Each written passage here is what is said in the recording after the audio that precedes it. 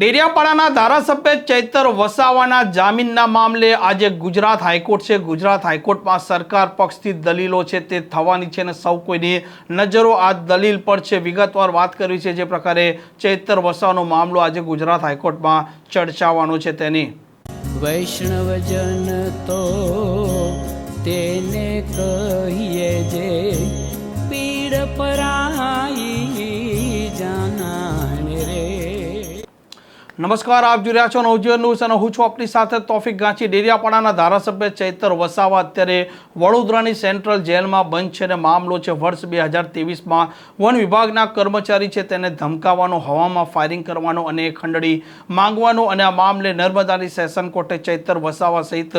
9 લોકો છે તેમને દોષિત ઠેરવ્યા હતા, જેમાંથી 6 લોકોને ગુજરાત હાઈકોર્ટે જામીન આપી દીધા છે અને ચૈતર વસાવા સહિત 3 લોકો અત્યારે વડોદરાની જેલમાં બંધ છે અને ધારાસભ્ય ચૈતર વસાવાએ ગુજરાત હાઈકોર્ટમાં દાદ માંગતી અરજી કરી છે, જેમાં તેમણે નીચલી આ સેશન કોર્ટ છે તેનો ચુકાદો છે તેના પર સ્ટે આપવામાં આવે અને તેમને જામીન મળે. અને આજે હવે દલીલ થવાની છે સરકાર પક્ષે, કેમ કે 2 દિવસ પહેલા ચૈતર વસાવાના પક્ષના જે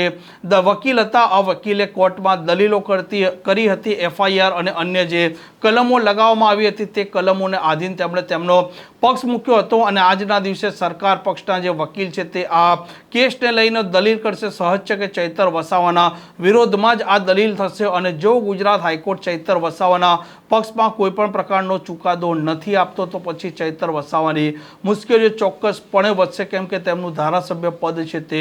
જોખમાઈ જવાનું છે અને જો તેમને ગુજરાત હાઈકોર્ટમાંથી રાહત મળે છે તો ચૈતર વસાવા છે તે ટૂંકા દિવસોમાં બહાર પણ આવી જશે અને જો આવી પરિસ્થિતિ નથી બનતી તો તેમણે સુપ્રીમ કોર્ટ સુધી જવું પડશે અને સૌ કોઈની નજર હવે ચૈતર વસાવાની આ જામીનની દલીલો પર છે, કેમ કે નર્મદાનું વર્તમાન સમયનું રાજકારણ છે તે પણ પેચીદું બન્યું છે, કેમ કે મનસુખ વસાવા વર્તમાન સમયમાં ધારાસભ્ય ચૈતર વસાવાના મત વિસ્તારના આ શાકબારાના ખેડૂતો છે તેમનું જે પ્રકારે વન વિભાગની ખેતી પરનો